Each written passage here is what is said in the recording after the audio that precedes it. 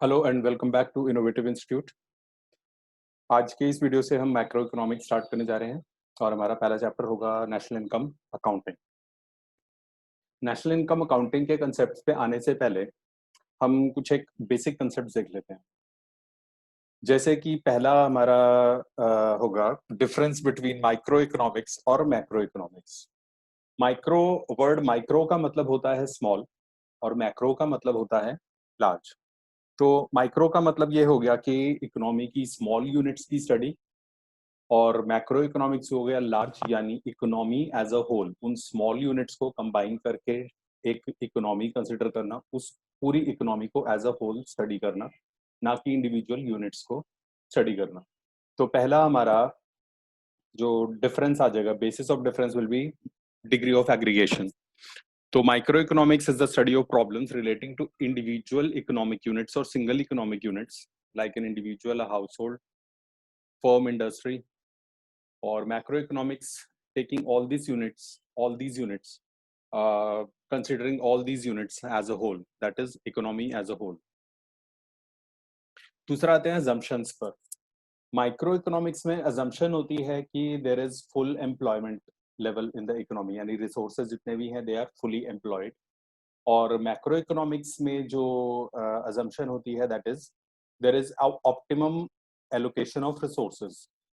यहाँ पर word optimum का मतलब हुआ बेस्ट पॉसिबल।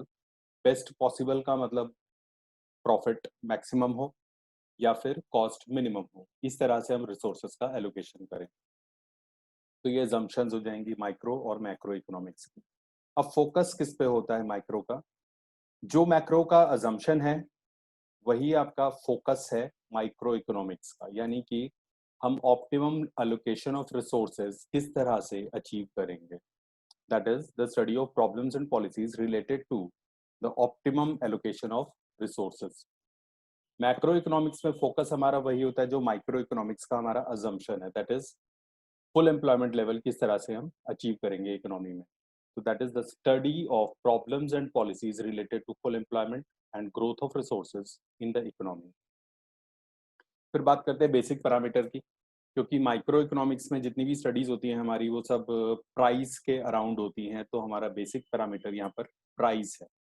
जबकि मैक्रो इकोनॉमिक्स में हमारी सारी स्टडीज जो होती हैं वो होती हैं नेशनल इनकम के around, domestic income, national income. तो income is the basic parameter in macro economics. फिर आता है method of study. Micro economics में मेथड ऑफ स्टडी है हमारा partial equilibrium analysis. Partial equilibrium इसलिए क्योंकि हम बाकी जो वेरिएबल्स हैं उनको हम कांस्टेंट कंसिडर करते हैं।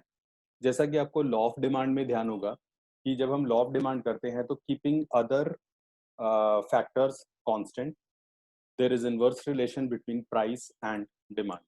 तो प्राइस और डिमांड का रिलेशनशिप हम स्टडी कर रहे हैं keeping other factors as constant, या उनमें कोई चेंजेस को हम इग्नोर करते हैं। जबकि मैक्रो इकोनॉमिक्स में ये होता है जनरल, कासी जनरल इक्विलिब्रियम एनालिसिस। कासी general means a sort of general equilibrium analysis, क्योंकि हम यहाँ पर कोई भी वेरिएबल्स या कोई भी फैक्टर्स को हम कांस्टेंट कंसिडर नहीं कर रहे हैं। नेक्स्ट आ जाएगा हमारा स्टॉक वेरिएबल्स और फ्लो वेरिएबल्स। स्टॉक वेरिएबल्स ऐसे वेरिएबल्स होते हैं जिसको हम मेजर कर रहे हैं eight a particular point of time.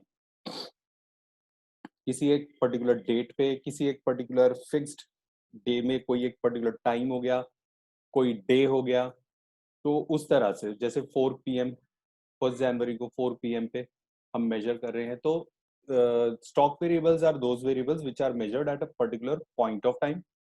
Flow variables are measured with reference to a time period or a time interval, you can say, or period of time, that is in hours, days, weeks, months, years, etc.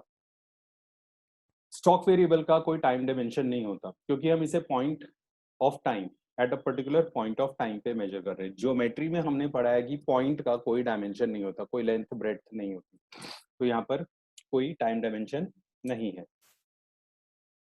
Flow variable में time dimension है क्योंकि यहाँ पे एक आप starting point और एक and point, यानी आप एक लाइन सेगमेंट की तरह इसे ट्रीट कर सकते हो। तो उसमें एक लेंथ होती है, दैट इज यहाँ पर हम उसे बोलेंगे time dimension.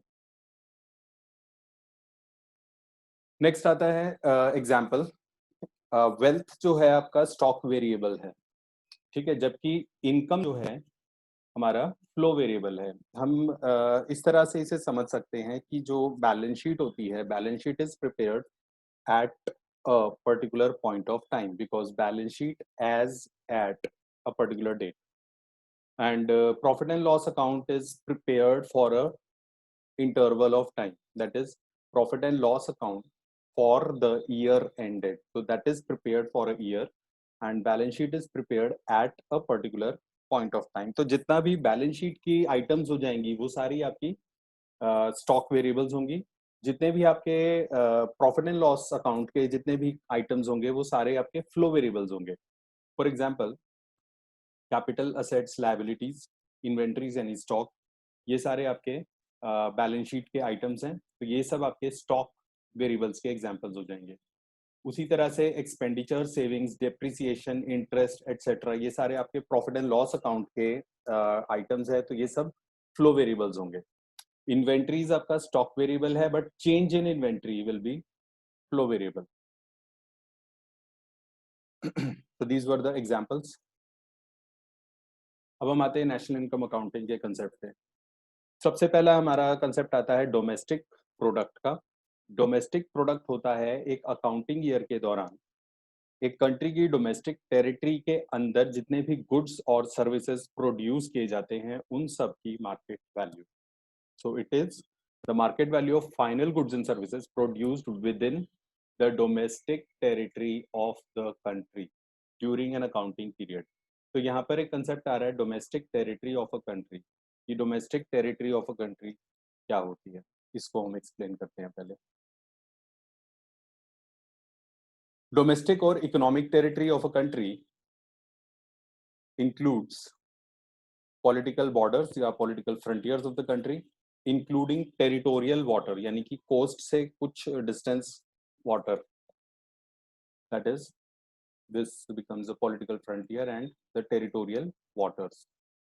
Then ships and aircrafts owned and operated by residents between two or more countries। तो एक या दो या दो से ज्यादा countries के बीच में जो ships, aircrafts वगैरह operate कर रहा है resident, वो सब डोमेस्टिक टेरिटरी में आएगा। इसका मतलब ये है कि उसके अंदर जो भी इनकम अर्न हो रही है, जो भी गुड्स और सर्विसेज प्रोड्यूस हो रहे हैं, वो डोमेस्टिक प्रोडक्ट में इंक्लूड किए जाएंगे। थर्ड आता है fishing vessels, oil and natural gas rigs and floating platforms which are operated by residents of a country in international waters, यानी कि पॉलिटिकल फ्रंटियर से बाहर, टेरिटोरियल वाटर से भी बाहर अगर कोई oil and natural gas rigs है, फिशिंग वेसल्स हैं, तो ये जो भी अगर रेजिडेंट्स ऑपरेट कर रहे हैं उसको, तो वो भी उसमें भी जो भी गुड्स और सर्विसेज प्रोड्यूस हो रहे हैं वो हमारे डोमेस्टिक प्रोडक्ट का पार्ट रहेंगे। Then embassies, consulates and military establishments of the country located abroad, यानी बाहर किसी देश में अगर इंडिया की एम्बसी या कॉन्सुलेट्स या कोई मिलिट्री एस्टैब्लिशमेंट है, तो वो भी डोमेस्टिक टेरिटरी, यानी उसमें भी जो भी गुड्स और सर्विसेज प्रोड्यूस हो रहे हैं वो भी आपका डोमेस्टिक प्रोडक्ट में इंक्लूड होगा। अब क्या चीजें डोमेस्टिक प्रोडक्ट में इंक्लूड नहीं होंगी, यानी domestic territory of a country में क्या नहीं आता। फॉरेन कंट्री की कोई एम्बसीज, कॉन्सुलेट्स, मिलिट्री एस्टैब्लिशमेंट, ये डोमेस्टिक टेरिटरी में नहीं आते, यानी कि इसके अंदर जो भी गुड्स और सर्विसेज प्रोड्यूस हो रहे हैं वो आपके डोमेस्टिक प्रोडक्ट का पार्ट नहीं होंगे। दूसरा आता है international organisations which are located within the geographical boundaries of a country, यानी अगर सपोज इंडिया की बाउंड्रीज के अंदर कोई इंटरनेशनल ऑर्गेनाइजेशन जैसे कि WHO है या IMF है, ये अगर इनका ऑफिस कुछ ऑफिसेज जो हैं they will not be included in domestic territory of a country, यानी कि जो भी इनके अंदर गुड्स और सर्विसेज प्रोड्यूस हो रही हैं वो डोमेस्टिक प्रोडक्ट का पार्ट नहीं होंगे। Then comes national product. National product एक अकाउंटिंग ईयर के अंदर normal residents of a country जो भी गुड्स और सर्विसेज प्रोड्यूस करते हैं उसको हम, उसकी मार्केट वैल्यू को हम नेशनल प्रोडक्ट बोलते हैं। डोमेस्टिक प्रोडक्ट था जो डोमेस्टिक टेरिटरी के अंदर जो प्रोड्यूस किया जा रहा है। National product is what normal residents of a country produce during an accounting year, उसकी मार्केट वैल्यू आ जाएगी। तो यहाँ पर कंसेप्ट हमारे पास आता है normal residents of a country. Normal resident of a country में क्या इंक्लूड होता है? एक पर्सन को हम नॉर्मल रेजिडेंट तब बोलेंगे जब he has resided in the country for more than a year, 1 साल से ज्यादा अगर वो इंडिया में रहा है तो हम उसे इंडिया का नॉर्मल रेजिडेंट बोलेंगे। This is just for economic point of view, national product calculate करने के लिए। Second is his economic interest lies in that country. Economic interest का मतलब होता है कि उसको जो अर्निंग हो रही है वो इसी कंट्री से हो रही है, या उसकी वेल्थ या प्रॉपर्टी जो है वो इसी कंट्री के अंदर है। यानी इंडिया में अगर किसी फॉरेनर की अर्निंग हो रही है, वो अर्न कर रहा है यहाँ से कुछ, या उसकी प्रॉपर्टीज वगैरह यहाँ पर है और वो यहाँ पर 1 साल से ज्यादा रहा हुआ है, तो he will be considered a normal resident of this country. तो normal resident of a country, normal resident of India include citizen as well as institutions. सिर्फ सिटीजन्स नहीं होंगे, इंस्टीट्यूशंस भी इंक्लूडेड है इंडिया के। दूसरा, non citizens who fulfil the follow about 2 criterion. ये 2 criterion यानी कि he has resided in the country for more than a year, और दूसरा his economic interest lies in the country। तो ये दोनों अगर क्राइटेरिया फुलफिल कर रहा है ये नॉन सिटीजन, तो वो भी नॉर्मल रेजिडेंट में इंक्लूड होगा। Then citizen of India who are working in international bodies like WHO, because वो आपका डोमेस्टिक टेरिटरी का पार्ट नहीं होता, तो नॉर्मल रेजिडेंट अगर काम कर रहे हैं तो it is citizens of India who are working in international bodies, who are working in foreign bodies या foreign organizations, then foreign embassies which are located in India। France की एम्बेसी अगर India में है, उसमें अगर सिटीजन्स काम कर रहे हैं तो they will be considered normal resident of this country, यानी India only. Normal resident of India do not include non-citizens who are working in Indian embassies abroad। Japan में इंडियन एम्बेसी में अगर कोई जापानीज काम कर रहे हैं तो वो नॉर्मल रेजिडेंट ऑफ इंडिया नहीं कहलाएंगे। बट अगर सिटीजन्स फॉरेन एम्बेसीज में काम कर रहे हैं, इंडिया के अंदर फॉरेन एम्बेसी है, इंडिया के अंदर जापानीज एम्बेसी है, तो उसमें जो सिटीजन्स काम कर रहे हैं they will be called the normal resident.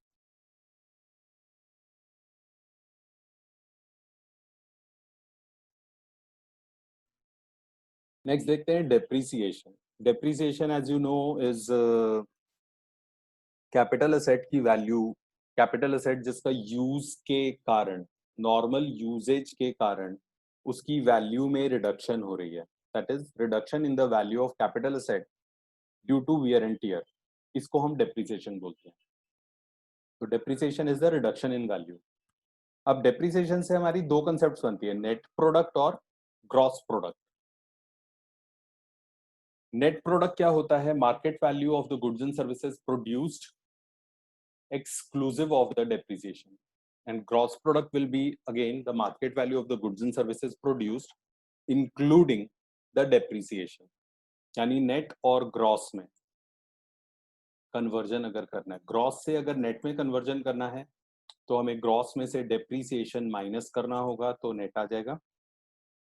अगर आपको नेट से ग्रॉस में कन्वर्ट करना है तो उसमें आप डेप्रीसिएशन ऐड करोगे तो ग्रॉस आ जाएगा। नेक्स्ट आता है नेट इनडायरेक्ट टैक्सेस। अब गवर्नमेंट जो है गुड्स पे इनडायरेक्ट टैक्सेस कलेक्ट करती है, कमोडिटीज पे इनडायरेक्ट टैक्सेस कलेक्ट करती है, जैसे GST, सेल्स टैक्स, ये कलेक्ट करती है। साथ ही साथ या तो कंज्यूमर को या प्रोड्यूसर्स को गवर्नमेंट कुछ एड यानी सब्सिडीज प्रोवाइड करती है ताकि वो मार्केट प्राइस से कम प्राइस पर अवेलेबल हो जाए कंज्यूमर को। So net indirect taxes will be the difference between indirect taxes and subsidies। तो net indirect taxes is indirect taxes minus subsidies। अब net indirect taxes से फिर 2 concepts आती हैं आपकी, factor cost और market value। Market value is the actual price paid by the buyer। अब buyer जो प्राइस पे करता है उसका एक पार्ट सेलर को, गवर्नमेंट को डिपॉजिट करना होता है in the form of tax. यानी कि जितना बायर पे कर रहा है वो सारा का सारा सेलर को नहीं मिलता। तो the price that actually receives, seller receives, is called the factor cost. यानी गवर्नमेंट को टैक्स देने के बाद जो बचता है that is the price the seller actually receives, that will B cost called the factor cost और बेसिक प्राइस, क्योंकि वो फैक्टर्स ऑफ प्रोडक्शन में डिस्ट्रीब्यूट हो जाएगा। तो यहाँ मार्केट वैल्यू से अगर आपको फैक्टर कॉस्ट में कन्वर्ट करना है तो आप नेट इनडायरेक्ट टैक्सेस सब्ट्रैक्ट कर दोगे, so that we get factor cost. Factor cost से मार्केट वैल्यू में कन्वर्ट करने के लिए हम फैक्टर कॉस्ट में नेट इनडायरेक्ट टैक्सेस ऐड कर देंगे, so as to get market value. फिर आता है net factor income from abroad. Net factor income from abroad is difference between the factor income earned from abroad by the normal resident of the country, यानी normal resident जो earn कर रहे हैं income abroad, यानी domestic territory से बाहर जो income वो अर्न कर रहे हैं, and the factor income earned bye non residents in the domestic territory, और फॉरेनर्स अगर डोमेस्टिक टेरिटरी में जो भी इनकम अर्न कर रहे हैं, ये दोनों कैलकुलेट करके हमें इन दोनों का डिफरेंस निकालना है। यानी कि नॉर्मल रेजिडेंट जो डोमेस्टिक टेरिटरी से बाहर इनकम अर्न कर रहे हैं, और नॉन रेजिडेंट यानी फॉरेनर्स जो डोमेस्टिक टेरिटरी के अंदर रहकर इनकम अर्न कर रहे हैं, इन दोनों के बीच में डिफरेंस हमें निकालना है। That difference will be net factor income from abroad. अब net factor income from abroad, इसके बेसिस पर भी हम दो कंसेप्ट्स यहाँ पे डिफाइन करेंगे। एक हो जाएगा आपका डोमेस्टिक प्रोडक्ट और दूसरा हो जाएगा नेशनल प्रोडक्ट। डोमेस्टिक से नेशनल में कन्वर्ट करने के लिए या नेशनल से डोमेस्टिक में कन्वर्ट करने के लिए हम net factor income from abroad subtract कर देंगे। तो अगर ये सब्ट्रैक्ट कर देते हैं तो हमें मिल गया डोमेस्टिक प्रोडक्ट। डोमेस्टिक प्रोडक्ट में अगर डोमेस्टिक प्रोडक्ट को मुझे नेशनल प्रोडक्ट में कन्वर्ट करना है तो उसमें हम net factor income from abroad add कर देंगे and we will get national product. अब ये जो हमने करा डेप्रिसिएशन, नेट इनडायरेक्ट टैक्सेस और net factor income from abroad, इसके बेसिस पर हम कुछ कंसेप्ट्स, कुछ हम क्वांटिटीज कैलकुलेट करते हैं। For example GDP at FC, GNP at FC, GDP at MP and so on. इसमें NDP at FC is called the domestic income और NNP at FC is called the national income. जो हमने अभी पीछे domestic depreciation, net indirect taxes and net factor income from abroad, इसका एक summary हम पहले देख लेते हैं। ग्रॉस में अगर डेप्रिसिएशन माइनस करें तो हमें मिलता है नेट, नेट में अगर हम डेप्रिसिएशन ऐड करें तो हमें मिलता है ग्रॉस। नेशनल में अगर हम सब्ट्रैक्ट कर दें net factor income from abroad तो मिलेगा डोमेस्टिक। डोमेस्टिक में अगर हम ऐड कर दें net factor income from abroad तो हमें मिलेगा नेशनल। देन मार्केट प्राइस में सब्ट्रैक्ट कर दिया जाए अगर नेट इनडायरेक्ट टैक्सेस तो मिलता है फैक्टर कॉस्ट, और अगर फैक्टर कॉस्ट में हम ऐड कर दें नेट इनडायरेक्ट टैक्सेस तो हमें मिलता है मार्केट प्राइस। ये कन्वर्जन हम एक एग्जाम्पल की मदद से समझते हैं। हमें gross national product at factor cost और net domestic product at market price, N हमारा दो जगह यूज हो रहा है, N for net, N for national. तो एन जो बिगिनिंग में आ रहा है दैट इज नेट, एन अगर मिडिल में आ रहा है तो दैट इज नेशनल। तो gross national product at factor cost को मुझे चेंज करना है, कन्वर्ट करना है net domestic product at market price में। तो सबसे पहले हम ले लेते हैं, हमारे पास क्वांटिटी है जीएनपी एट एफसी। इसमें सबसे पहले जी और एन, इन दोनों में हमें कन्वर्जन करनी है। ग्रॉस को मुझे कन्वर्ट करना है नेट में, तो ग्रॉस को नेट में कन्वर्ट करने के लिए डेप्रिसिएशन माइनस करा, आंसर हमारे पास आया एनएनपी एट एफसी, ग्रॉस का नेट बन गया, बाकी सब सेम है। अब नेक्स्ट स्टेप हमारा है नेशनल को डोमेस्टिक में कन्वर्ट करना। नेशनल में से net factor income from abroad हम सब्ट्रैक्ट कर देंगे, तो हमारे पास आ जाएगा net domestic product at factor cost, NDP at FC. Last conversion बच गया हमारा फैक्टर कॉस्ट को मार्केट प्राइस में कन्वर्ट करना। उसके लिए हम नेट इनडायरेक्ट टैक्सेस ऐड कर देंगे और हमारे पास आएगा net domestic product at market price.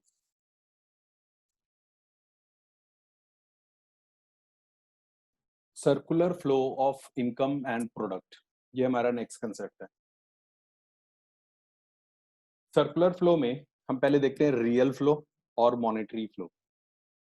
Real flow हम बोलते हैं गुड्स और सर्विसेज का एक सेक्टर से दूसरे सेक्टर। एक इकोनॉमी में जो डिफरेंट सेक्टर होते हैं, household sector, producing sector यानी firms, government sector, rest of the world, ये सब सेक्टर्स होते हैं। तो एक सेक्टर से दूसरे सेक्टर में flow of goods and services, इसको हम बोलते हैं रियल फ्लो।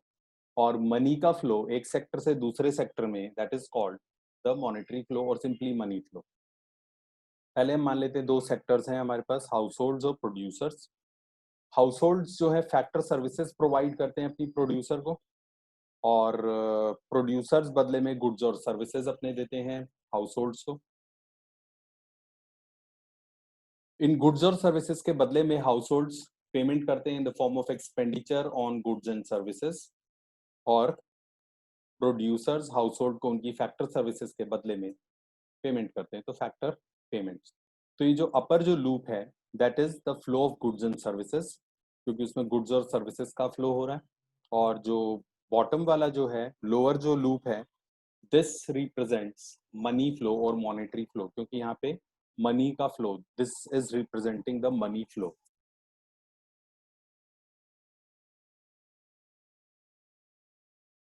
ये हमने सारे सेक्टर यहाँ पे प्लॉट कर दिए। तो अब हम देखते हैं डिफरेंट सेक्टर्स में आपस में किस तरह से फ्लो होता है, क्या फ्लो होता है। पहले हाउस होल्ड से देखते हैं, हाउस होल्ड्स के साथ डिफरेंट सेक्टर्स का क्या क्या रिलेशन है, क्या क्या फ्लो होते हैं। मॉनेटरी फ्लो पे हम कॉन्सेंट्रेट करेंगे हम। हाउस होल्ड से प्रोड्यूसर्स को मिलते हैं payment for goods and services, producer से हाउस होल्ड को मिलते हैं factor payments. House holds government को देते हैं डायरेक्ट टैक्सेस, और गवर्नमेंट जो है हाउस होल्ड्स को देती है फैक्टर पेमेंट्स और ट्रांसफर पेमेंट्स। फैक्टर पेमेंट्स होती हैं आपने जो एफर्ट करे हैं उसके लिए जो पेमेंट्स मिल रही हैं, आपको काम करना पड़ता है उसके लिए, बायलेटरल पेमेंट्स होती हैं। ट्रांसफर पेमेंट्स यूनिलेटरल पेमेंट होती है, यानी गवर्नमेंट सिर्फ पेमेंट कर रही है, बदले में उसे कुछ नहीं मिल रहा। जैसे अनएम्प्लॉयमेंट अलाउंसेस होते हैं, ओल्ड एज पेंशन होती है। इस सब में क्या होता है, गवर्नमेंट पैसा ट्रांसफर कर रही है जो भी एप्लीकेंट है उसके अकाउंट में, और उस दूसरे पर्सन को जो बेनिफिशियरी है उसको कुछ भी करना नहीं पड़ता है बदले में। तो that is called transfer payment because these are unilateral payments. Household से रेस्ट ऑफ द वर्ल्ड को रेमिटेंसेस, रेमिटेंसेस क्या होते हैं, जैसे हाउस होल्ड्स में कोई स्टूडेंट गया है पढ़ने, ऑस्ट्रेलिया पढ़ने गया हुआ है, तो पेरेंट्स जो हैं उसको पैसा भेज रहे हैं वहां पे उसका खर्चा पूरा करने के लिए, तो दैट इज अ रेमिटेंस, क्योंकि वो इनकम नहीं है, तो दीज आर रेमिटेंसेस। सिमिलरली अगर बाहर कोई पर्सन जॉब करने गया है तो वो अपने घर में पैसा भेज रहा है, तो that is again a remittance. अब हाउस होल्ड का कैपिटल मार्केट के साथ, हाउस होल्ड अपनी सेविंग्स को कैपिटल मार्केट यानी बैंक्स और डिफरेंट फाइनेंशियल इंस्टीट्यूशंस इसमें डिपॉजिट करते हैं, और कुछ हाउस होल्ड इनसे लोन्स भी लेते हैं यानी बोरो करते हैं। ये हो गया हमारे हाउस होल्ड्स का हर एक के साथ जो भी फ्लो ऑफ मनी बन रहा है, मॉनेटरी फ्लो। अब देखते हैं प्रोड्यूसर का। हाउस होल्ड्स के साथ हम देख चुके हैं प्रोड्यूसर का, गवर्नमेंट के साथ देखते हैं।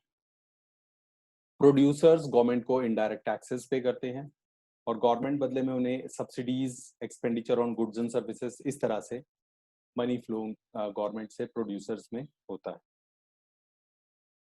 रेस्ट ऑफ द वर्ल्ड के साथ जो इंपोर्ट्स कर रहे हैं प्रोड्यूसर्स उसके लिए पेमेंट करते हैं, और बदले में उनसे रिसीव करते हैं एक्सपोर्ट्स की जो रिसिप्ट्स होती है। देन अगेन प्रोड्यूसर्स अपनी सेविंग्स को कैपिटल मार्केट में जमा करते हैं और उनसे बोरो करते हैं। नेक्स्ट आ गया हमारा गवर्नमेंट सेक्टर का। Government rest of the world को यानी फॉरेन गवर्नमेंट्स को गिफ्ट्स और ट्रांसफर्स भेजती है, और इसी तरह से सिमिलरली वो gifts and transfer foreign government से रिसीव करती है। Foreign governments, sorry, government sector जो है वो अपनी सेविंग्स कैपिटल मार्केट में जमा करते हैं और वहां से बोरो करते हैं। So this is the circular flow. अब इसमें देखते हैं इंजेक्शंस और leakages in the circular flow. ये हमारा सर्कुलर फ्लो हो गया। इसमें लीकेज, लीकेज का मतलब हुआ ऐसा कोई भी ट्रांजैक्शन जिससे मनी जो है वो प्रोड्यूसर्स को नहीं जा रही है, वो सिस्टम से बाहर निकल जा रही है। तो part of the income that does not flow back to domestic market, उसको हम लीकेज बोलते हैं। इसके कारण सर्कुलर फ्लो रिड्यूस होता है। तो कौन कौन से लीकेजेस होते हैं? सेविंग्स प्रोड्यूसर्स को नहीं जाते सीधा, प्रोडक्शन एक्टिविटीज नहीं हो रही, नेट टैक्सेस गवर्नमेंट को जा रहे हैं, प्रोडक्टिव एक्टिविटीज में नहीं इस्तेमाल हो रहा, इंपोर्ट्स फॉरेन सेक्टर को जा रहा है, गवर्नमेंट सेक्टर को नहीं जा रहा है। देन आता है इंजेक्शंस। इंजेक्शंस आता है प्रोड्यूसिंग सेक्टर में एक्सटर्नल सोर्स से अगर कुछ एडिशन हो रही है इनकम, तो उसको हम बोलते हैं इंजेक्शंस। इंजेक्शंस जो है सर्कुलर फ्लो को इंक्रीज करते हैं, यानी एक्सेलरेट करते हैं उसको। तो आ जाएंगे इन्वेस्टमेंट्स जो आपके प्रोड्यूसिंग सेक्टर को आ रही है बट किसी इस सेक्टर में से किसी से नहीं आ रही। देन गवर्नमेंट एक्सपेंडिचर हो गया और एक्सपोर्ट्स हो गए। यहाँ पर जो है रिसिप्ट्स आ रही हैं but from external source, not from here. Combined effect, leakages और इंजेक्शंस का कंबाइंड इफेक्ट क्या होगा? अगर लीकेजेस ज्यादा हैं तो सर्कुलर फ्लो रिड्यूस हो जाएगा। अगर लीकेजेस और इंजेक्शंस बराबर हैं तो circular flow will be balanced, यानी सर्कुलर फ्लो कांस्टेंट चलता रहेगा। अगर लीकेजेस कम है, इंजेक्शन ज्यादा है, तो सर्कुलर फ्लो इंक्रीज हो जाएगा। ये कंबाइंड इफेक्ट्स हो गए लीकेजेस और इंजेक्शंस के। नेक्स्ट हमारा है कंसेप्ट नेशनल इनकम का। नेशनल इनकम को मेजर करने के लिए हमारे पास 3 मेथड है। हम तीनों मेथड से जो नेशनल इनकम निकालते हैं वो सेम आती है। ऐसा क्यों होता है? क्योंकि हमारे नेशनल इनकम के कंसेप्ट के 3 एस्पेक्ट्स हैं। जितना भी प्रोड्यूस होता है वो क्या होती है? इनकम के बराबर होता है। जितना भी प्रोडक्शन हो रहा है वो फैक्टर्स की इनकम के बराबर है, जितना वो प्रोड्यूस कर रहे हैं वो उनकी इनकम है। सिमिलरली जो एक्सपेंडिचर होता है उस एक्सपेंडिचर से ही आगे प्रोडक्शन होता है, क्योंकि अगर कोई लोग खरीदेंगे नहीं, एक्सपेंडिचर नहीं करेंगे, तो आगे प्रोडक्शन को इंड्यूसमेंट नहीं मिलेगी। तो इसलिए एक्सपेंडिचर हो रहा है तो आगे प्रोडक्शन हो रही है। और एक्सपेंडिचर और इनकम का रिलेशन है आपस में। इनकम जो होती है उसको हम एक्सपेंडिचर एक्सपेंड करते हैं, यानी स्पेंड कर देते हैं उसको। तो ये 3 एस्पेक्ट्स हो जाएंगे हमारे नेशनल इनकम के। तो इसी वजह से हमारे पास 3 मेथड्स हैं नेशनल इनकम को कैलकुलेट करने के: प्रोडक्शन मेथड, इनकम मेथड और एक्सपेंडिचर मेथड। तो सबसे पहले हम देखते हैं प्रोडक्ट मेथड या फिर नेट वैल्यू एडेड मेथड। इसमें इस मेथड में हम क्या करते हैं कि हम हर एक सेक्टर, एक इकोनॉमी में जो है mainly primary sector, secondary sector और टर्शियरी सेक्टर होते हैं। तो हर एक सेक्टर का क्या कंट्रीब्यूशन है उसको हम एड अप कर देते हैं। तो स्टेप्स क्या होंगी? पहला, determination of gross value of output in various sectors. Sectors यानी कि प्राइमरी, सेकेंडरी और टर्शियरी सेक्टर, सब में ग्रॉस वैल्यू ऑफ आउटपुट क्या आ रहा है। सेकंड स्टेप होगी आपका कि वो जो ऑर्गेनाइजेशंस हैं या जो फर्म्स हैं वो दूसरी फर्म्स का प्रोड्यूस किया हुआ गुड्स और सर्विसेज कितना वो यूज कर रहे हैं, तो वो डिटरमाइन करना। यानी किसी दूसरी फर्म का प्रोड्यूस किया हुआ गुड्स और सर्विसेज कितना यूज कर रही हैं फर्म्स, वो डिटरमिनेशन, उसको हम बोलते हैं इंटरमीडिएट कंजम्पशन, यानी रॉ मटेरियल जो वो यूज कर रहे हैं। फिर हम वैल्यू एडेड निकालते हैं। Value added is gross value of output जो हमने फर्स्ट स्टेप में निकाला, और माइनस इंटरमीडिएट कंजम्पशन जो हमने सेकंड स्टेप में फाइंड आउट करा। इन दोनों को सब्ट्रैक्ट करके हमारे पास आता है ग्रॉस वैल्यू एडेड, जिसको हम जीडीपी एट एमपी बोलेंगे।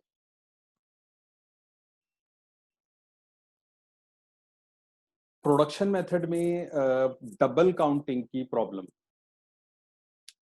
Of double counting. Double counting का मतलब होता है एक ही कमोडिटी की वैल्यू को एक से ज्यादा बार काउंट कर लेना या नेशनल इनकम में इंक्लूड कर लेना, जिसके कारण क्या हो जाता है, जो भी हमने गुड्स और सर्विसेज प्रोड्यूस करी हैं उसकी वैल्यू ओवर एस्टिमेट हो जाती है। ठीक है, देखते हैं पहले ये डबल काउंटिंग की प्रॉब्लम क्या है। जैसे फार्मर ने वीट उगाया और फ्लोर मिल को बेच दिया 1000 रुपीज का। सपोज 1000 रुपीज का वो गेहूं उगाया था, फ्लोर मिल को बेच दिया। फ्लोर मिल ने बेकर को वही आटा जो उसने गेहूं पीसा, आटा बनाया और उस आटे को उसने बेकर को बेच दिया 1300 रुपीज में। अब इस बेकर ने उससे ब्रेड बनाई और उसने रेस्टोरेंट को बेच दी 2000 रुपीज में। रेस्टोरेंट से सैंडविचेस बना रहा है और वो फाइनल कंज्यूमर को बेच रहा है 3000 रुपीज में। तो अगर हम मान लेते हैं यहाँ पर 1, 2, 3 और 4, अगर ये 4 सेक्टर्स हैं और डोमेस्टिक प्रोडक्ट में हम इन सब की जितने भी वैल्यू ऑफ आउटपुट है 1000, फ्लोर मिल का आउटपुट है 1300, बेकर का आउटपुट है 2000 और रेस्टोरेंट का जो आउटपुट है दैट इज 3000। अगर हम ये कंबाइन कर देते हैं तो इससे डोमेस्टिक प्रोडक्ट आया 7300। ये गलत अप्रोच है क्योंकि इसमें वीट की वैल्यू 1, 2, 3 और 4 बार इंक्लूड हो गई है। तो इससे इसे अवॉइड करने के लिए, ये डबल काउंटिंग की प्रॉब्लम को अवॉइड करने के लिए हम क्या करेंगे, डोमेस्टिक प्रोडक्ट कैसे कैलकुलेट करेंगे। पहला हमने ले लिया 1000 फार्मर्स का, फिर फ्लोर मिल का 1300 माइनस 1000 जो उसने दूसरी फर्म से परचेज करा, यानी किसी और से जो परचेज करा, यानी इंटरमीडिएट कंजम्पशन, यानी बचा हमारे पास सिर्फ कितना 300। तो फ्लोर मिल का हम सिर्फ 300 इंक्लूड करेंगे। उसी तरह से बेकर बेकर ने बेचा इसे 2000 में जबकि खरीदा था 1300 में। तो इसने वैल्यू कितनी ऐड करी इसमें, 2000 माइनस 1300 दैट इज 700। और लास्ट में 3000 माइनस 2000 ये रेस्टोरेंट का वैल्यू एडेड है 1000। यह आया हमारा 3000 rupees. This is by value added method. या हम दूसरा तरीका सीधे ये निकाल सकते हैं, जो भी फाइनल गुड्स और सर्विसेज हैं, हम इंटरमीडिएट गुड्स और सर्विसेज को हम इग्नोर कर दे बिल्कुल, हम सिर्फ फाइनल गुड्स और सर्विसेज की वैल्यू कैलकुलेट करें। तो उसके हिसाब से डोमेस्टिक प्रोडक्ट हमारा आता है 3000 रुपीज इस एग्जाम्पल के अकॉर्डिंगली। ये हो जाएगा आपका फाइनल प्रोडक्ट की जो वैल्यू आ रही है। तो this is the problem of double counting and how to avoid it. अब हमारा दूसरा मेथड आता है इनकम मेथड। इनकम मेथड में हम सारी फैक्टर इनकम्स को कंबाइन कर लेते हैं।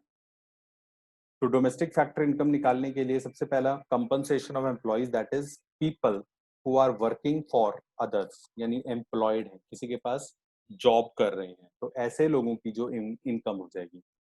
Compensation of employees includes wages and salaries in cash and kind plus employers contribution to social security scheme such as provident fund scheme. तो प्रोविडेंट फंड स्कीम में employer का कंट्रीब्यूशन कितना आ रहा है, क्योंकि एम्प्लॉय का कंट्रीब्यूशन तो ऑलरेडी हम वेजेस और सैलरीज में इंक्लूड कर चुके हैं। सेकंड आता है operating surplus. Operating surplus is the income from property and entrepreneurship, जैसे रेंट, इंटरेस्ट और royalty. This is the income from property, और profit is the income from entrepreneurship. Profit के इसमें 3 पार्ट्स होते हैं। प्रॉफिट का एक पार्ट डिविडेंड के फॉर्म में शेयर होल्डर्स को डिवाइड हो जाता है, दूसरा पार्ट इसका गवर्नमेंट के पास जाता है कॉर्पोरेट या प्रॉफिट टैक्स के फॉर्म में, और तीसरा पार्ट जो है वो फर्म्स अपने पास ही रिटेन करके रखती हैं अनडिस्ट्रीब्यूटेड प्रॉफिट्स की फॉर्म में। तो ये ऑपरेटिंग सरप्लस हो गया। तीसरा mixed income of self employed, यानी कि जो प्रोफेशनल्स होते हैं वो अपनी प्राइवेट प्रैक्टिस अगर कर रहे हैं, जैसे डॉक्टर्स, डॉक्टर अगर अपना क्लिनिक खोल रहा है तो क्लिनिक खोलने में उसने अपनी या तो प्रॉपर्टी अपनी होगी उसकी, उसको उसने क्लिनिक में कन्वर्ट करा, या उसका रेंट वो पे कर रहा है। तो एनीवेज जो भी वो फीस लेगा उसमें उसका रेंट इंक्लूडेड होगा। अगर वो कहीं जॉब करता तो वो कुछ सैलरी अर्न करता तो वो सैलरी का वो पार्ट इंक्लूड करेगा वो। तो इस तरह से जो सेल्फ एम्प्लॉयड यानी प्रैक्टिसिंग अगर डॉक्टर है, लॉयर है, कोई आर्किटेक्ट है, तो वो जो फीस चार्ज कर रहे हैं वो कोई सिंपल एक रिसिप्ट नहीं होता, वो एक मिक्स्ड इनकम होती है। तो सेल्फ एम्प्लॉयड की मिक्स्ड इनकम ये भी हम इंक्लूड करेंगे यहाँ पर। तो 3 तरीके हो गए हमारे पास। जो वर्किंग फॉर अदर्स, हम इनकम कहाँ से अर्न कर सकते हैं, by working for others, by running our own business, or if we have some property we can earn, so that is operating surplus। या फिर जो अगर कोई मेरे पास प्रोफेशनल डिग्री है तो मैं उसके प्राइवेट प्रैक्टिस करके मैं इनकम अर्न कर सकता हूँ, that is mixed income of the self employed.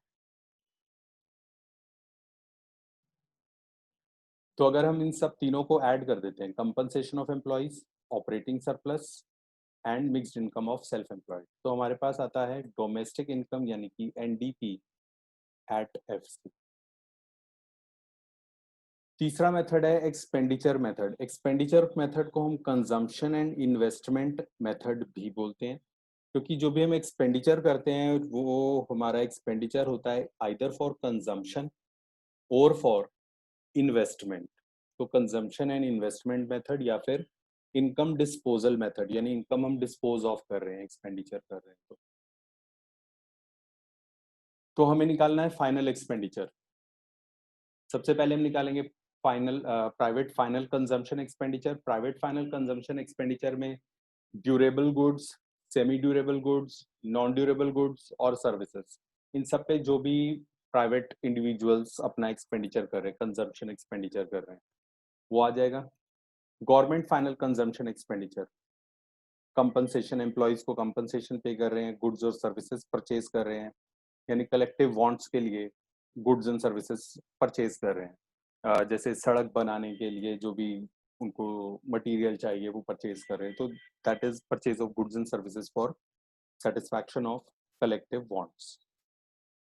Then comes gross domestic capital formation. Gross domestic capital formation में आपका सारा जितने भी आपके कैपिटल असेट्स में इन्वेस्टमेंट होगा, दैट इज रेजिडेंशियल बिल्डिंग में हो सकता है, मशीनरी में हो सकता है, फैक्ट्री बिल्डिंग्स में हो सकता है। तो gross domestic fixed capital formation plus change in stock and investment, उसमें हम closing stock minus opening stock लेंगे। और चौथा कंपोनेंट इसका आ जाएगा नेट एक्सपोर्ट, यानी एक्सपोर्ट्स माइनस इंपोर्ट। इसमें पहले जो दो कंपोनेंट्स हैं दे आर कंजम्पशन एक्सपेंडिचर, और लास्ट के जो दो कंपोनेंट्स हैं दैट इज इन्वेस्टमेंट एक्सपेंडिचर। तो ये एक्सपेंडिचर मेथड से इन सबको ऐड कर देंगे।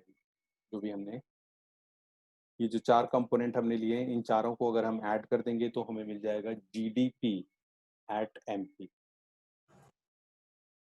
अब डिफरेंट मेथड्स जो हमने तीनों मेथड्स करे हैं उनका एक कंपैरिजन देख लेते हैं। प्रोडक्ट मेथड में हमने value of output minus intermediate consumption करा था, इससे आया था GDP at MP.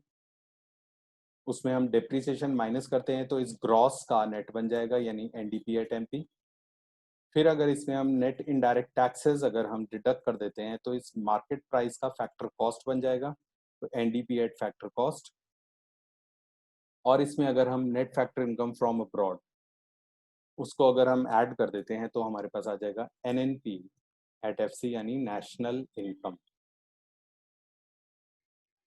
NDP at FC was domestic income, NNP at FC is national income. दूसरा एक्सपेंडिचर मेथड में चार कंपोनेंट्स थे, private final consumption expenditure, government का final consumption expenditure, gross domestic capital formation और नेट एक्सपोर्ट्स। इन सारों को add करके जीडीपी एट एमपी आता है। अगेन डेप्रिसिएशन माइनस कर देंगे तो NDP at MP, net indirect taxes subtract कर देंगे तो एनडीपी एट एफसी, और net factor income from abroad अगर हम ऐड कर दें तो NNP at FC.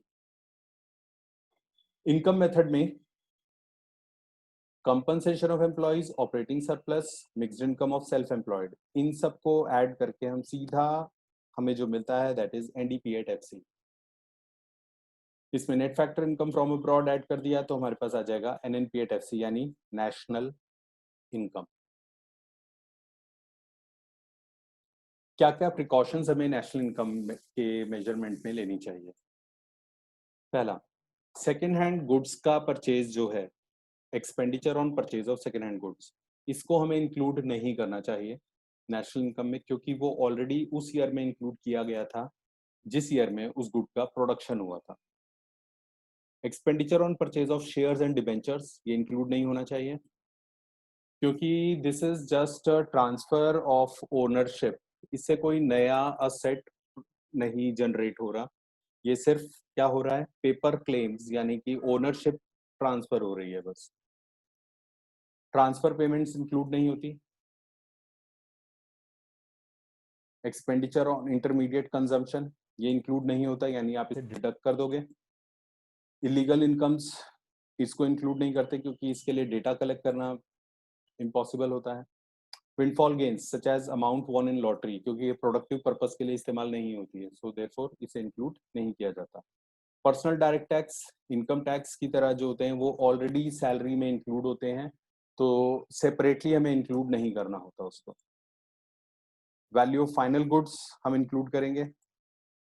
Imputed rent of owner occupied property, imputed rent मतलब एक्सपेक्टेड रेंट या estimated rent. Owner occupied property में अगर ओनर्स मान लो इसी तरह की प्रॉपर्टी में रेंट पे रह रहा होता या फिर इस प्रॉपर्टी को उसने रेंट पे दिया होता, तो उसका एस्टिमेटेड रेंट कितना होता, वो रेंट निकालना। Gift tax, wealth tax, property tax, क्योंकि ये इनकम पे से रिलेटेड नहीं है, आपके सेविंग्स या फिर आपके वेल्थ इससे रिलेटेड है।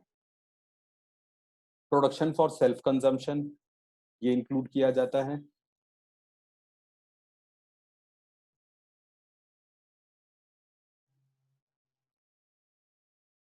Own account production of fixed capital by firms, households and government.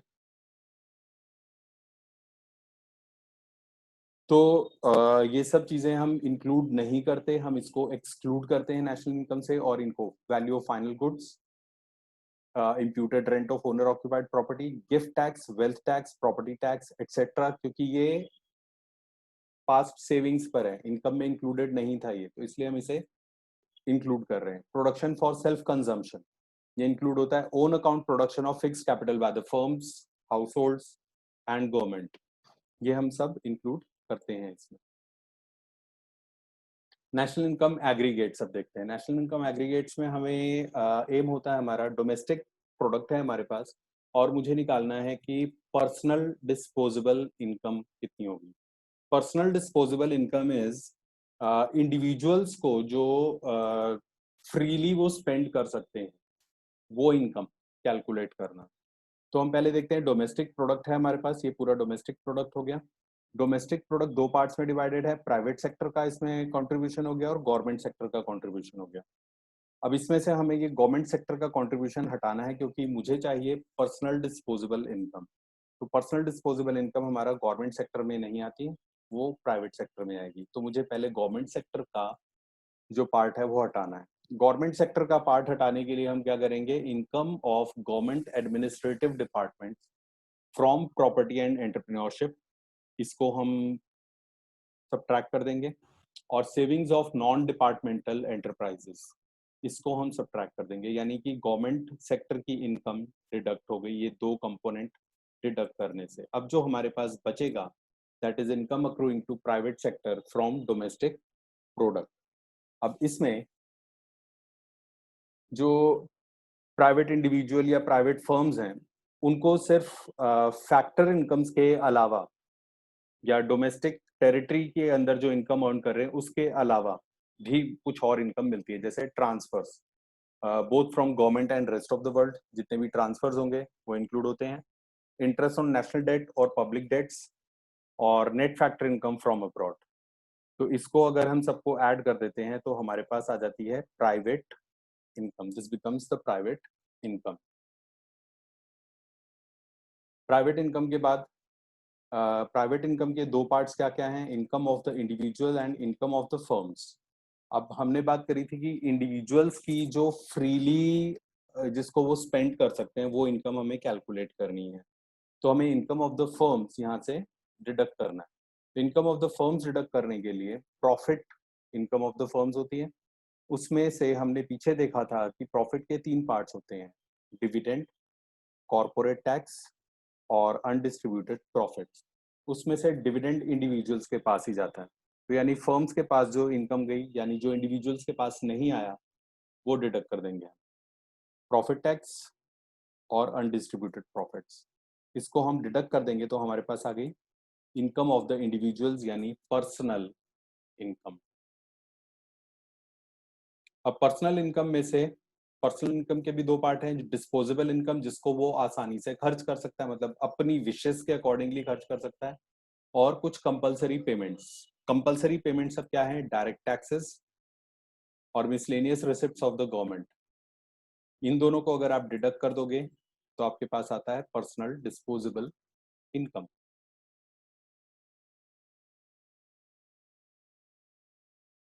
फिर आता है कंसेप्ट नेशनल डिस्पोजेबल इनकम का। नेशन के पास डिस्पोजल के लिए कितनी इनकम है, कितनी इनकम फ्रीली स्पेंड करने के लिए है। तो उसके लिए हमें पहले चाहिए नेशनल इनकम। नेशनल इनकम में हम ऐड कर देंगे नेट इनडायरेक्ट टैक्सेस क्योंकि यहाँ पर हमने फैक्टर कॉस्ट पे निकाला है और नेट इनडायरेक्ट टैक्सेस गवर्नमेंट के पास ही आ रहे हैं, यानी नेशन के पास ही है वो। और transfers from rest of the world, ये आ जाएगा नेट नेशनल डिस्पोजेबल इनकम, क्योंकि यहाँ पर नेट नेशनल प्रोडक्ट था, इसलिए नेट नेशनल डिस्पोजेबल इनकम। अगर मैं इसमें डेप्रिसिएशन ऐड कर दूं तो क्या आ जाएगा, ग्रॉस नेशनल डिस्पोजेबल इनकम।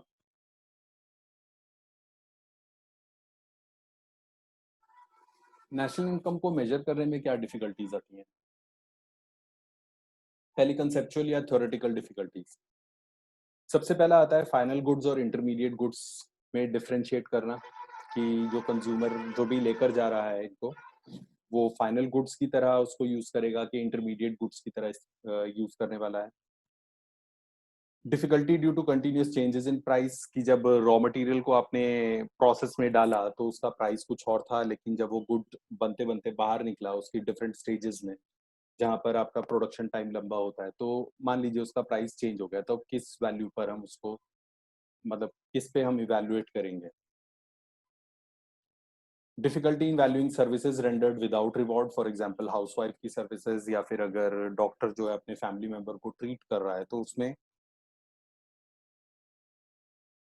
उस सर्विसेज का पता लगाना या उसको वैल्यू करना मुश्किल है। प्रॉब्लम ऑफ डबल काउंटिंग जो हम पहले कर चुके हैं। Difficulty in calculating the income of foreign companies, क्योंकि उन फॉरेन कंपनीज का एक बहुत बड़ा पार्ट अपनी जो है होम कंट्री में चला जाता है, which is again difficult to calculate. Practical problems क्या आती हैं इसमें? पहला है difficulty due to existence of barter exchange system. Barter exchange system के कारण हमारे पास प्रॉपर इंफॉर्मेशन नहीं है, प्रॉपर डेटा नहीं होता हमारे पास। अनरिलायबल स्टैटिस्टिक्स, जैसे कि इनकम का, जब इनकम टैक्स भरते हैं लोग तो income generally actual income show नहीं करते, तो वो हमारे पास जो स्टैटिस्टिक्स है दैट इज नॉट रिलायबल, तो अनरिलायबल स्टैटिस्टिक्स की प्रॉब्लम। फिर ड्यू टू ऑक्यूपेशनल क्लासिफिकेशन, जैसे विलेज से जो वर्कर्स आते हैं, सीजन नहीं है या ड्राउट के कारण वो इंडस्ट्रीज में आकर वो काम कर रहे हैं, जैसे ही वहां पर सिचुएशंस बेटर होती है वो वहां चले जाते हैं। तो ऐसे लोगों की इनकम को किस तरह से हम क्लासिफाई करेंगे, रूरल यानी एग्रीकल्चरल इनकम, या फिर प्राइमरी सेक्टर की इनकम, या फिर सेकेंडरी सेक्टर की इनकम, तो वो दिक्कत होती है उसमें। Difficulty of determining the value of production for self consumption. Production for self consumption, इसकी वैल्यू डिटरमाइन करना, मतलब फार्मर ने जो खेत में क्रॉप उगाई है उसको सेल्फ कंजम्पशन के लिए यूज कर रहा है।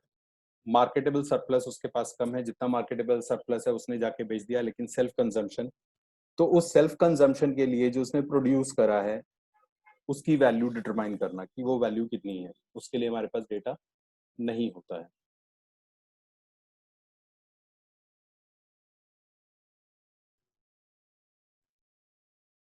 नेक्स्ट कंसेप्ट हमारा है national income at current prices, यानी नॉमिनल नेशनल इनकम, और national income at constant prices यानी रियल नेशनल इनकम।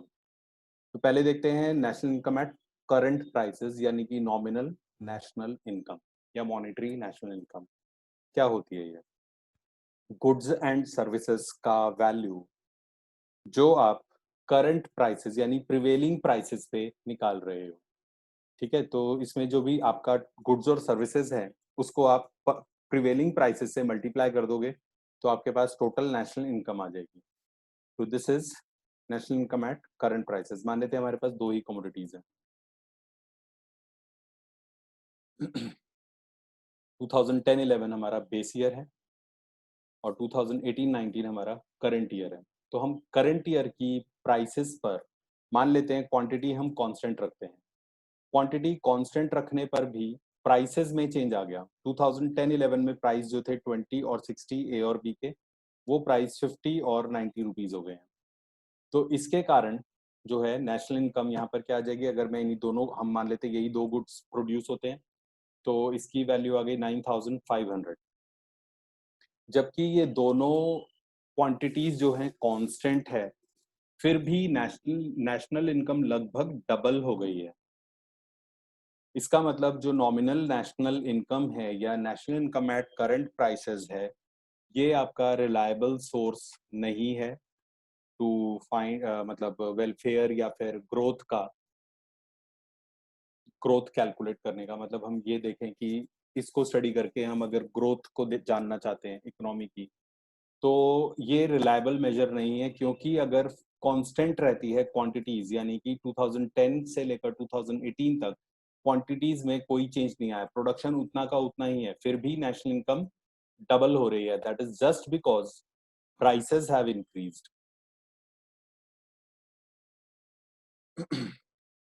तो nominal national income tends to fluctuate with fluctuation of the price level. तो therefore हम इसमें growth of the economy can not be determined, हम इसमें growth का अंदाजा नहीं लगा सकते हैं यहाँ पर। तो it is not the appropriate measure for growth. तो रियल नेशनल इनकम हम क्या करते हैं, कांस्टेंट प्राइस यानी कि बेस ईयर के प्राइस पर हम निकाल रहे हैं। तो हमने बेस ईयर का प्राइस फिक्स रख लिया है, बेस ईयर का प्राइस सेम है। तो अब अगर जो चेंजेस आ रहे हैं, वो चेंजेस नेशनल इनकम में सिर्फ किस लिए आ रहे हैं, क्वांटिटी इंक्रीज हो रही है, क्वांटिटी चेंज हो रही है। तो इसके कारण अब फिर वहीं पे डबल आ रही है national income. National income double आ रही है किस वजह से, क्योंकि क्वांटिटी भी इंक्रीज हुई है हमने, क्योंकि प्राइसेस कांस्टेंट लिए हैं। तो रियल नेशनल इनकम या national income at current constant prices का मतलब हुआ कि आप प्राइसेस को कांस्टेंट ले लो, प्राइसेस बेस ईयर के लो और करंट ईयर की क्वांटिटीज को मल्टीप्लाई करो। जबकि नॉमिनल नेशनल इनकम में आप करंट ईयर की क्वांटिटीज को करंट ईयर के प्राइस से मेजर कर रहे हो, मल्टीप्लाई कर रहे हो, और आप उसके मदद से टोटल नेशनल इनकम निकाल रहे हो। तो वहां पर नेशनल इनकम जो है वो हमको एक गलत पिक्चर दे रहा है। क्यों? क्योंकि क्वांटिटी अगर नहीं भी चेंज होती है तो भी प्राइस में जो चेंज हुआ उसके कारण नेशनल इनकम में चेंज आ रहा है। So again, real national income fluctuates only if there is a change in production of goods and services. So therefore, it is considered an appropriate index to measure the growth of an economy. फिर आता है concept GDP deflator का, national income at current prices. क्योंकि हमने देख लिया current prices यानी कि हमारी नेशनल इनकम जो है डबल थी, जबकि क्वांटिटीज कांस्टेंट थी इवन देन। तो हम क्या करेंगे, यहाँ पे जीडीपी डिफ्लेटर का यूज करेंगे नॉमिनल नेशनल इनकम को रियल नेशनल इनकम में कन्वर्ट करने के लिए। तो जीडीपी डिफ्लेटर निकालने के लिए हम क्या करते हैं, nominal GDP by real GDP into 100। तो GDP deflator is based on GDP price index. और जैसे हम कंज्यूमर प्राइस इंडेक्स निकालते हैं, जो हमने इंडेक्स नंबर्स में हमने करा है, उस तरीके से ही इसे कैलकुलेट किया जाता है। तो GDP index covers many more goods and services than CPI. CPI में जो है गुड्स और सर्विसेज, एक कंज्यूमर जो गुड्स और सर्विसेज यूज कर रहा है, सिर्फ उसको हम इंक्लूड करते हैं। कंज्यूमर प्राइस इंडेक्स है तो सिर्फ कंज्यूमर जो यूज कर रहा है गुड्स, सिर्फ उसी को इंक्लूड किया जाता है। जबकि जीडीपी इंडेक्स में और भी बहुत सारे गुड्स इंक्लूड होते हैं, including the goods and services bought by the businesses. Now CPI again only covers consumer goods and services, जबकि GDP index also covers capital goods, government purchases and goods and services traded worldwide. तो real GDP is simply the nominal GDP deflated by the price index. तो अगर मैं, मेरे पास nominal GDP है, उसको मैं price index यानी जीडीपी डिफ्लेटर से डिवाइड कर दूं, तो मेरे पास रियल जीडीपी आ जाएगा। This will be the concept of GDP deflator. GDP को हम इकोनॉमी के वेलफेयर का इंडिकेटर क्यों नहीं मान सकते, क्या लिमिटेशंस हैं उसमें? पहली लिमिटेशन कि जीडीपी इंक्रीज हो रहा है, मतलब ये कहने का मतलब यहाँ पर ये है कि जीडीपी इंक्रीज हो रहा है, तो क्या ये इंडिकेट कर रहा है कि वेलफेयर भी इंक्रीज हो रहा है, इकोनॉमिक वेलफेयर भी इंक्रीज हो रहा है? तो ऐसा हम नहीं कह सकते, क्योंकि हमें उसमें डिस्ट्रीब्यूशन ऑफ नेशनल इनकम का नहीं पता चल रहा। हो सकता है कि इनइक्वालिटी और ज्यादा इंक्रीज हो रही है। इनइक्वालिटी का मतलब कि rich is getting richer and poor is getting poorer. तो नेशनल इनकम का डिस्ट्रीब्यूशन कैसा है, इक्वल डिस्ट्रीब्यूशन है या अनइक्वल डिस्ट्रीब्यूशन है, तो उसकी इंफॉर्मेशन हमें जीडीपी से नहीं मिलती है। सो वी कैन नॉट से कि it is an indicator of economic welfare. दूसरा जीडीपी का कॉम्पोजिशन, कॉम्पोजिशन का मतलब किस तरह के गुड्स उसमें ज्यादा, मतलब जीडीपी क्या होता है, value of goods and services, तो किस तरह के गुड्स एंड सर्विसेज इंक्लूड हो रहे हैं उसमें। अगर लग्जूरियस गुड्स ज्यादा है, नेसेसिटी के गुड्स कम है, तो कॉम्पोजिशन फ्लॉड है। Therefore, we cannot say that it is an indicator of economic welfare, क्योंकि वो कॉम्पोजिशन का हमें वहां से आइडिया नहीं मिल रहा। वर्किंग आवर्स हो सकता है कि लेबरर से, मतलब जीडीपी इंक्रीज हो रहा है, हम गुड्स और सर्विसेज ज्यादा इंक्रीज प्रोड्यूस कर रहे हैं, हो सकता है लोग लेबरर को ज्यादा एक्सप्लॉइट किया जा रहा होगा, यानी ओवर एक्सप्लॉइट किया जा रहा होगा, 8 की जगह 10 घंटे 12 घंटे काम लिया जा रहा होगा, तो वर्किंग आवर्स का हमें इंफॉर्मेशन यहाँ पे नहीं पता चलता। Rate of exploitation of resources, कि हम रिसोर्सेज का एक्सप्लॉयटेशन बहुत ज्यादा कर रहे हो सकता है, तो वो भी हमारा फिर इकोनॉमिक वेलफेयर का इंडिकेटर नहीं है। इन्वेस्टमेंट का पैटर्न कैसा है, किस तरह की इन्वेस्टमेंट में ज्यादा किस तरह की इन्वेस्टमेंट ज्यादा हो रही है। अगर इन्वेस्टमेंट ऐसी जिनका जेस्टेशन पीरियड लंबा है, जेस्टेशन पीरियड लंबा होने का मतलब जिस पॉइंट ऑफ टाइम पे आप इन्वेस्ट कर रहे हो और जब आपको यहाँ से रिटर्न आनी शुरू होगी, वो टाइम पीरियड कहलाता है जेस्टेशन पीरियड। तो जेस्टेशन पीरियड अगर लंबा है, यानी कि सपोज 5 इयर्स का, जो बड़े प्लांट्स होते हैं 4 साल 5 साल का, इस तरह का जेस्टेशन पीरियड है, तो दैट मीन्स अगेन आज प्रेजेंट जो है आपका, जो गुड्स या सर्विसेज प्रोड्यूस हो रहे हैं, वो प्रेजेंट बेनिफिट नहीं दे रहे, वो फ्यूचर के लिए है, तो it is not an indicator of economic welfare. Environmental degradation हो सकता है, पॉल्यूशन बहुत ज्यादा हो रहा हो, गुड्स और सर्विसेज की क्वालिटी में कॉम्प्रोमाइज हो रहा हो, क्योंकि हम गुड्स और सर्विसेज ज्यादा प्रोड्यूस कर रहे हैं, तो कहीं क्वालिटी में तो कॉम्प्रोमाइज नहीं हो रहा। अब इन लिमिटेशंस को देखते हुए, क्योंकि जीडीपी को हम यूज नहीं कर सकते as an indicator of economic welfare, तो उसमें हम एक कंसेप्ट यूज करते हैं, per capita income. Per capita income is simply an average, that is national income divided by the population. This is called per capita income, यानी per person income. तो per capita income is more appropriate measure of economic growth than national income. Last हमारा concept आता है GDP gap का। GDP gap discuss करने से पहले दो कंसेप्ट देख लेते हैं, पोटेंशियल जीडीपी और एक्चुअल जीडीपी। पोटेंशियल जीडीपी क्या है, एक इकोनॉमी के अंदर जितने भी रिसोर्सेज हैं, उन सारे रिसोर्सेज को अगर यूज किया जाता है, एफिशिएंटली यूज किया जाता है, तो एम्प्लॉय किया जाता है, अगर फुल एम्प्लॉयमेंट लेवल पर इकोनॉमी काम कर रही है, तो कितना वो गुड्स और सर्विसेज प्रोड्यूस कर सकती है, that is the potential GDP, यानी कि उस इकोनॉमी में इतना जीडीपी प्रोड्यूस करने का पोटेंशियल है। तो that will be the expected level of output when all available resources are fully utilised at their normal level of utilization. Actual GDP is how the economy is actually performing. It may produce, it may outgrow potential GDP, or it may remain below potential GDP. तो इसका performance कैसा है, उसके basis पे depend करेगा GDP gap. GDP gap is difference between the potential GDP and actual GDP, और we can say potential GDP minus actual GDP is GDP gap. अब this GDP gap can be positive और negative. Positive GDP gap कब होगा, positive GDP gap तब होगा जब आपका potential ज्यादा है और आपका एक्चुअल जीडीपी कम है, यानी कि हम अंडर यूटिलाइज कर रहे हैं रिसोर्सेज को। This means there is under utilisation of resources and it is called recessionary gap, which indicates there is excess capacity in the economy which is not being utilized. Maybe there is a lack of demand.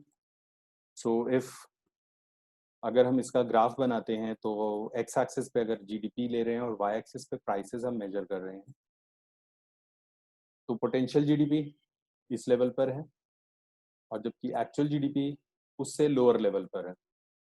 तो this will be called the positive GDP gap और recessionary gap. Similarly negative GDP gap, negative GDP gap तब होगा जब actual GDP आपका potential GDP से ज्यादा हो जाता है, यानी कि हम रिसोर्सेज का ओवर यूटिलाइजेशन कर रहे हैं। हो सकता है कि हम लेबरर्स को 8 के बजाय 10 घंटे 12 घंटे काम करवा रहे हैं, तो this is over utilisation of resources, it is called inflationary gap. तो ये पोटेंशियल जीडीपी हो गया हमारा। रेड लाइन से, और ब्लू लाइन से हम एक्चुअल जीडीपी शो कर रहे हैं। तो actual GDP out crosses the potential GDP. That means to this extent there is the negative GDP gap, which is called inflationary gap also. So this is all for this chapter. Thank you very much.